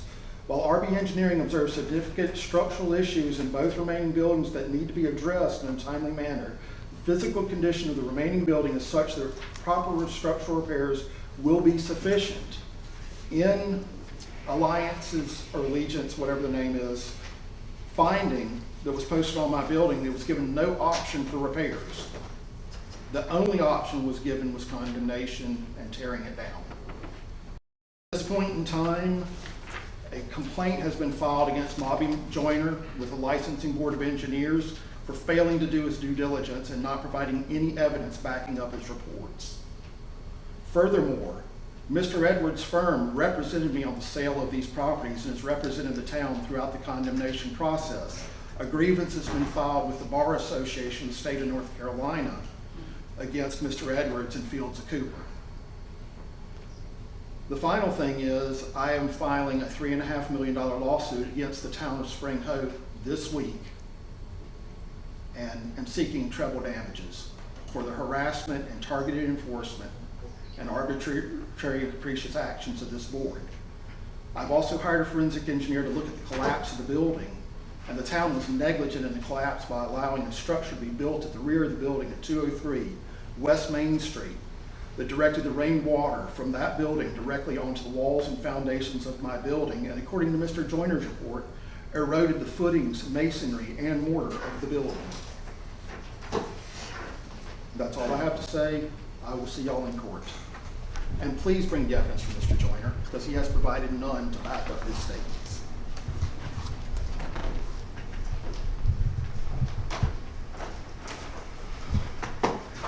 Any comments, commissioners? We'll start with Commissioner Cohen if you. Those reports you just read, did you receive those? I received them via email. Well, again. Mr. Joyner's was dated June 30th, 2022. No, the other ones you just read were from his people. No, I have not received anything from You have received Mr. Mark Roy's, that's not true. And the town has received Mark Roy's. No, we have not. I have Well, not received anything. You're talking, what was the date that you sent that approximate, or just approximate date? February of 2021. Right, so he's talking about he did send one from February 2021. But as to the issues now, we haven't seen anything. So that's very old. You know. That's a separate case. This is a different case. I don't think any action was taken on that report by the landowner. Mr. Mayor, if I may. Yes, sir. Mr. Clark used the word timely. Has anything that's been done previous to today been timely where he is concerned? By any reasonable definition of the word, by any legal definition of the word. It's been nearly 2 years since the partial collapse of that building, and the town had absolutely nothing to do with the collapse of that building. Mr. Clark was the property owner, the erstwhile property owner. He's still the property owner. He's not lifted a finger to remediate that situation. So, this issue has been before this board many times. I think we've talked it to death. I make a motion that we accept this ordinance as written and move forward. All in favor? Aye. Motion carries. Next item on the agenda is Pig at the Depot. All right, so Miss Peggy, come on up. Let's talk about some fun. Food. And is the air on in this place, or? I'm telling you, I have to take my coat off. If I may, the air is at 63. It's been on. We'll have it looked at again. Must be all that hot air in this building. I'm Peggy Leggett. I represent the Community and Cultural Committee of Spring Hope. And some of you already know that we're planning another barbecue competition in Spring Hope for November the 5th. We have 8 churches participating, and it will go from 11 o'clock to 4 o'clock. And the barbecue runs out, but we'll still be there. The judging is at 1 p.m. We hope to have some live music from several entertainers. And there's a scavenger hunt for children. I've already contacted some of the businesses and they said, sure.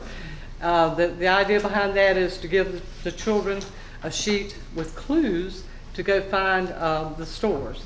And that will bring the customers, the parents in as customers along with the children. And when they get their sheet completed, they'll come back and get a prize. So that will be a very good incentive for them to go ahead and visit the different businesses. We have other foods available besides the barbecue, because not everybody likes barbecue, and children sometimes won't eat it. So we're going to have hamburgers, hot dogs, and chicken. There will be some vendors on site in the Railroad Street area. We have already secured a quote for insurance for the town. We've submitted an application to have a permit for the event. And all we need is the railroad street blocked off so that traffic can't run over our people getting their barbecue. We have funding from a grant, and we have donations from the food line, Rose Oil, and the pigs are being donated by Tom White, and the Touch of the Father's Love is going to donate too. I want to recognize the committee. If those members are here, stand up. Got a few here. Okay. We are doing all we can to promote a community spirit in our small town. We're going to be on Facebook, so if you want to look at that and see all the updates on that. And we hope to make this an annual event. This will be the second year that we have held this. And last year we had, I think, 800 plates sold. And it was a wonderful community spirit because I remember First Baptist, some of the other churches ran out of barbecue, so they brought us their potatoes. So we sold their potatoes for them. And it was a wonderful community spirit, and I think it'll be again. You do have a copy of the quote for the insurance? I do not.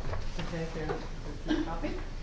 And while I'm up here, I'm also the Spring Hope Garden Club chairman, and we're going to have a little raffle for a beautiful quilt. So see me after the meeting. I have tickets, $2 each. Beautiful quilt. That's all I have to say. Thank you so much, Ms. Pegler. So Did you double the pigs this year? we do have more cook teams. They did. You did. Yep. Yep. Because it ran out quick. Mm-hmm. When is the,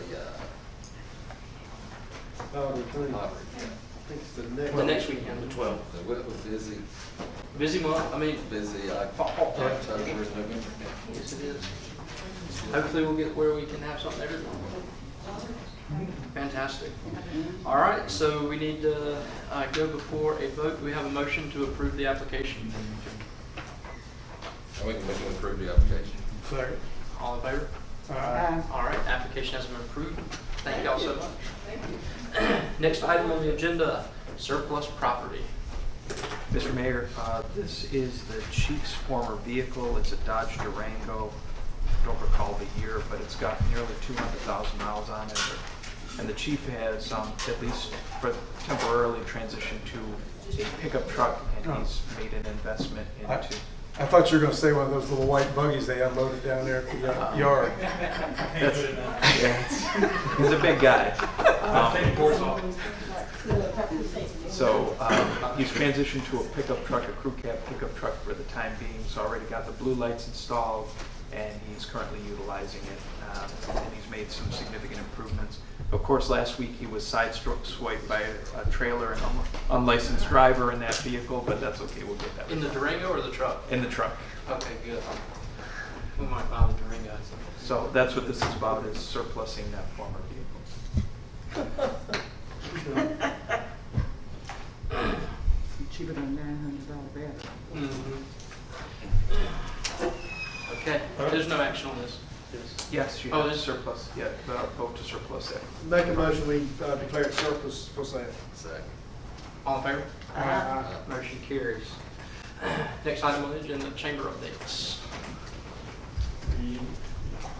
Commissioners, Mayor, good to see everybody tonight. It's that time of the year. The next time we meet again, it'll be completing another festival. So I hope to see everybody out September 30th and October 1st for our 50th Pumpkin Festival. I know we have a long agenda tonight, so I'll keep my remarks brief, but I will take any questions at this time. How much is the pumpkin? My understanding, the pumpkin is up to about 953 pounds, and it's starting to slow down. What's going on with the leaves here? They're getting old. Yep, all the behavior thus far has been normal. I had hoped for at least 1,000 pounds, but I think we hit a pretty good target considering working in an environment that's a little bit unorthodox. Messed up the big root, the big stem. There was some evidence that something maybe had tripped over the vine and caused a little bit of damage, but nothing too terrible. Will you have to move that over where they weigh all the others, or are you gonna get special exemption? No, it will be weighed in accordance with the GPC standards. It will have to make the move probably Friday. So. Anything else? Hope to see you there. Thank you. Thank you. All right, next item on the agenda, town attorney's report. Nothing to report to the board tonight. Next item, police chief.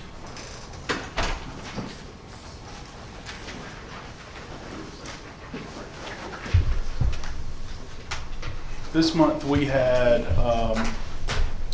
3 total incident reports filed, 108 total calls for service, 33 traffic stops, 70 security checks, and 4 traffic accidents. One of the events that we had was Corporal Gwaltney responded to Franklin Street for a shooting. I didn't know, if anybody has any questions about that, I can probably brief them or bring them up to some speed on it. Basically, a gentleman was having some beef with another gentleman. They've been having trouble with each other for the past couple months, fighting in the store, shooting at each other's cars out in the county, and so on. 2 guys rolled up to go check on the price for cutting the grass for someone. It just so happened that the gentleman that he's having beef with was down the street. A gunfight ensued, and a gentleman was struck in the leg 3 times. A total of about 12 to 15 rounds were fired between the 2 of them. An arrest was made on that the next morning. We pulled the video surveillance from L&L, which gave us a suspect vehicle. Store clerk had eyewitness to the suspect coming through. He actually beat the horn at her as he was going through the parking lot. She positively ID'd him. I then got up with Ethan and was able to meet someone down at the DMV where we could view their video. Their video system's really nice. Actually able to get the vehicle going by with no bullet holes in it, with the driver and passenger in the car, and then getting them come back by in the same vehicle with bullet holes. So we were able to go out that night around 2 in the morning. We found that vehicle hidden in the woods. Search warrant on that vehicle, had it towed by AMS. We put it in their bay, had it secured in the bay. Me, Nashville PD, detectives, did the search warrant on the vehicle, collected the bullets out of the car, and so on, and then was able to make an arrest the next morning. I heard the backstory of that. That was just disrespectful. Definitely see, and emotions were already high because of, the death that preluded that. So it was. Got a lot of close family members that are feuding over social media. Yeah. That is what caused it. Yeah. That is what caused it. Social media. Yeah, we are still currently working on it. There may be some additional charges once we get a couple more interviews done. The cooperation right now is kind of slim. That's good. We're going to make their decision for them if they don't choose to come speak with us by Friday. That was quick. That was really quick. Well, those are the things you don't go home until it's done, because it's pretty important. Thank you for your diligence on that. Thank you for the report. All right. Next item on the agenda is going to be town manager's report. Thank you, Mr. Mayor. I won't read out a report. Obviously, the meeting's gone long, and we also have to get through this 160D presentation. I will answer any questions you may have. But before we do that, I want to thank the chief and the officers involved in the investigation. They were extremely professional. And I also want to thank excellent work, Chief. He was very dedicated to getting that solved ASAP. I also want to recognize the public works people who were all down on Ash Street while mowing, and literally in the line of fire when this was all going down. So and they all came back the next day. So I want to thank them for their dedication as well. I can't tell you what it's a real honor to serve with such a dedicated office staff, police officers, and public works personnel. We're very blessed to have these people work for the town of Spring Hill, so thank you all. Yeah, without Public Works, we wouldn't have known which houses to do. Yeah, exactly. They were down there. So I will take any questions you may have about the manager's report. It's stretching, as you can tell. It's 2.5 pages now. If there are no questions, we can move on to other business. One thing before I get into the, before I bore you with the 160D updates is the budget ordinance amendment before you, budget ordinance amendment 2023-02.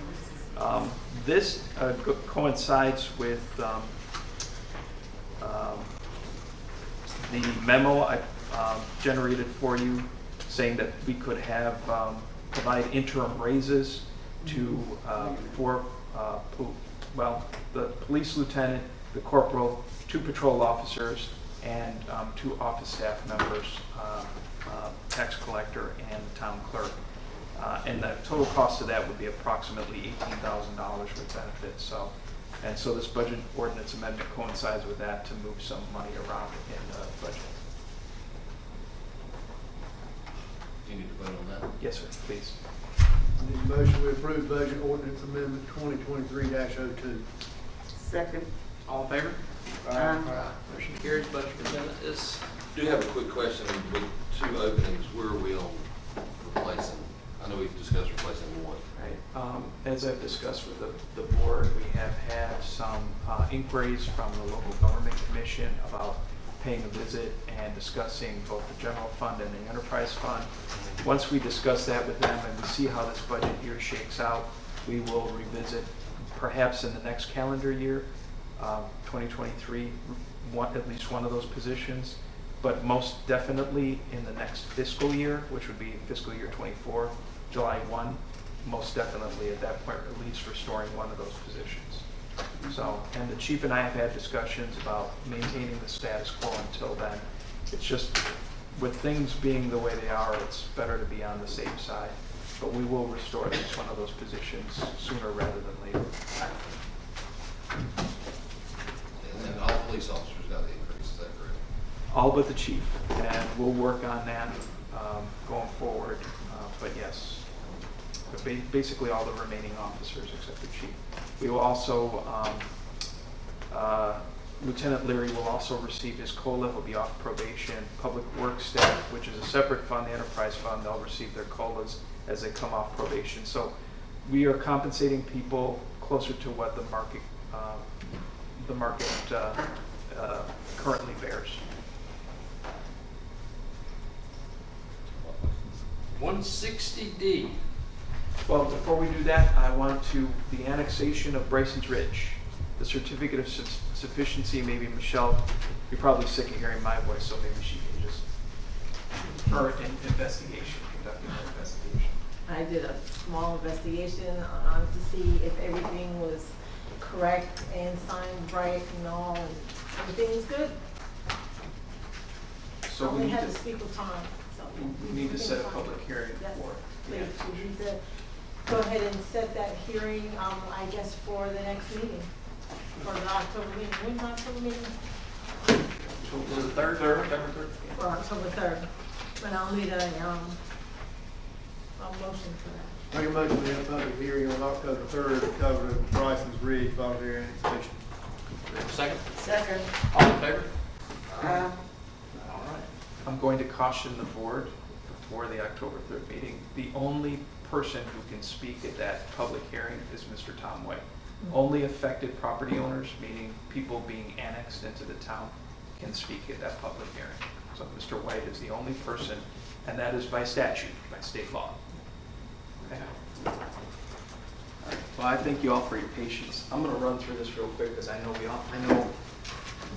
my family would like to see me come home, and I'm sure yours would too. So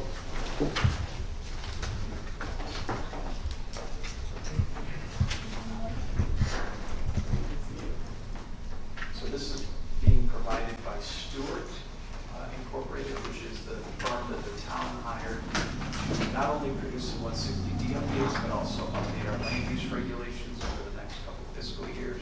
This is Stuart. I'm presenting this on their behalf, of course, because we are saving money on their staff time, which allowed us to keep the cost manageable. A little information on the firm, and I can provide this to anybody who wants it.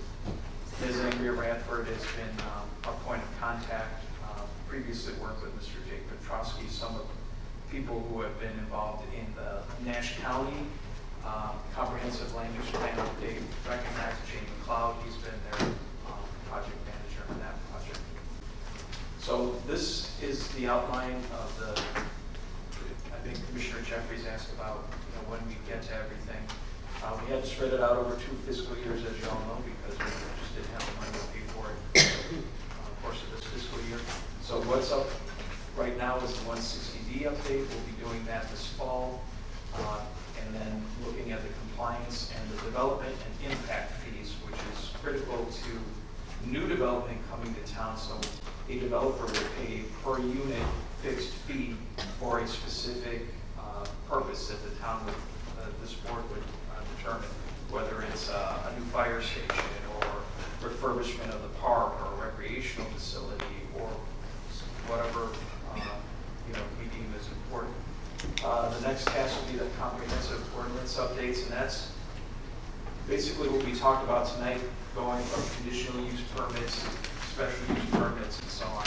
And then next fiscal year, I won't bore you with, we'll have much more updates to the land development regs, including the subdivision regs, by the way.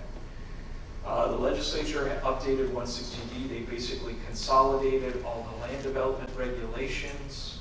They did that to keep the attorneys happy because it's supposed to minimize case law, the creation of case law.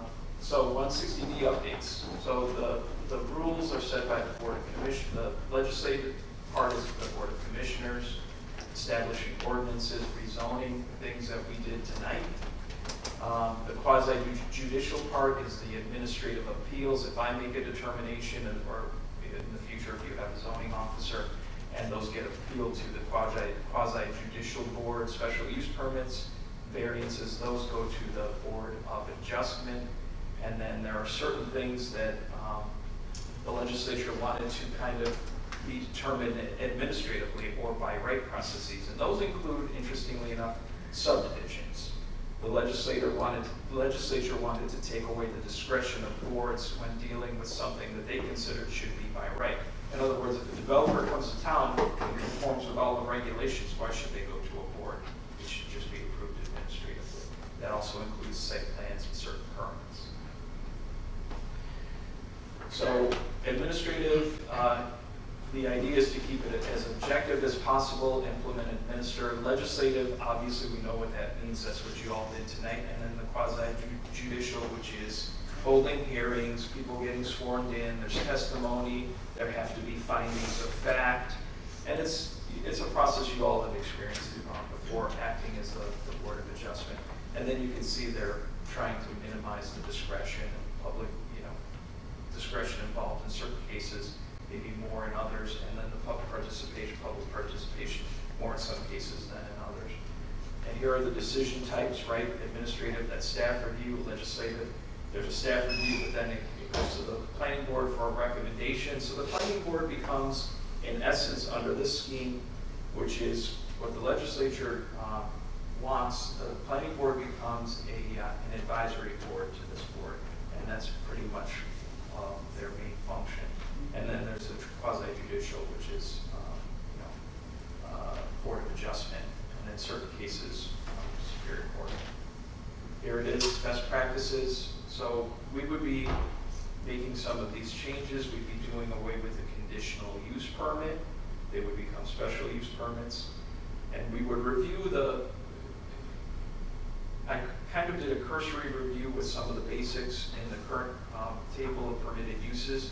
You all would get to provide your input on that, and those will be reviewed in these, not just the 160D updates, but the later revisions to the code itself. 160D is putting more weight on rezonings. You saw that tonight, right? The applicant came in with a vacant lot. wants to get it rezoned. So those types of, removing some of the discretion from the process, going to a zoning district, determining what you can do. So kind of getting back to basics on zoning. And then local governments, here's the big caveat. You can't condition anything that's not already established. So any of the development standards and so on, they have to be called out in the ordinance, otherwise you can't, even if the applicant agrees to it, you can't legally condition an application with that. So we have to spell things out. So our code has to, and I hate to say that because I'm the one who administers it. Quick question. Quasi-judicial goes straight to the NC appellate courts? No, the quasi-judicial is Board of Adjustment. What they appeal? Oh, appeal, yes. And maybe Mark could speak to that. Superior Court. Yeah. And so you see that again, repeated, 160B specifies a town may not condition anything that's not otherwise legally enabled. So we have to be very explicit in our ordinances. Conditional use permits are no longer allowed. So everything we did tonight will revert to a special permit. The reason why I just sent them through as conditional use permits is that's the way our current ordinance reads. So rather than befuddle the process, we'll just send them through as conditional use permits and then they will revert to a special use permit. Here's the table of permitted uses. There are whole sections, you can see some of them here with Cs. So, you either allow stuff or you don't. And in the cases where you want to have more discretion, you just make it a special use permit. So it's kind of simplifying the table in a lot of ways. The fee in lieu, unconstructed improvements, that is money that the town can collect from a developer. Administrative subdivision review for minor and major subdivisions, which is not currently allowed in our ordinance. Reduce the number of members to the board to 5. We currently have 9 board members, which is unwieldy to say the least. We have issues with quorums. For a town this size, 5 is much more reasonable, providing 1 or 2 alternates to step in as need be. And removing the mayor from the planning board, because it wouldn't make any sense for the mayor to be sitting on the planning board advising this board. It's clearly a conflict of interest, so we did eliminate that. Aligning the decision-making process, we did this. I don't know why there came up choice. I think that's it. So any questions? Are you comfortable with what they're recommending? Would you recommend anything differently? I know I raced through it. I can provide you the slides if I haven't already for your consideration. But if you do have recommendations back to Stuart on things that you're not comfortable with or things you want clarification, I can provide those to them and get back to you. So we're to have this stuff in November or October, the first test? Is that what it says? I'd like to, since is that what it says? We've been non-compliant since July of 2021. Yes, I would like to have these wrapped up before the end of the year. Will that affect this fellow that was here? That we tabled? They shouldn't. It shouldn't because it won't change the nature of his request. Okay. He would go from a conditional use permit to a special use permit, so it won't fundamentally change his request. And this is phase 1 of this process, right?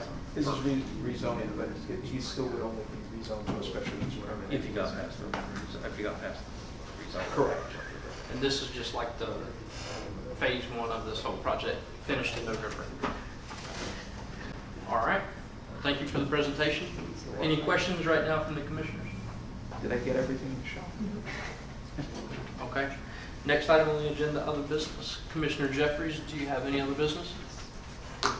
No. Commissioner Lucas? No. Commissioner Griffin? Commissioner Coleman? No, sir. Any town staff have any other business? No, I just want to point out that the September, I won't belabor the meeting, but the September manager's message on the website, what all I provided to you is clarification of leaf and limb pickup that's in there. It's not fundamentally different than what people had previously experienced, but I think number one, it will help keep our costs down. Cost is a significant issue with leaf them. Quick question on like people that have stuff sitting there from entirely, and then the piles ended up getting bigger than. We've been working on a case-by-case basis with property owners to get the piles smaller and to get them. But there's a property in near Commissioner Cohn where the gentleman just cut down a bunch of trees and had hired a contractor. It's hard to make an exception for everybody when, clearly they knew that they were. I saw the pictures. Yeah. So, but we will work with property owners so it's not onerous. Okay. All right. Next item on the agenda is adjournment. We have a motion to adjourn. Second. All right, all in favor? Aye. Thank you all for being here for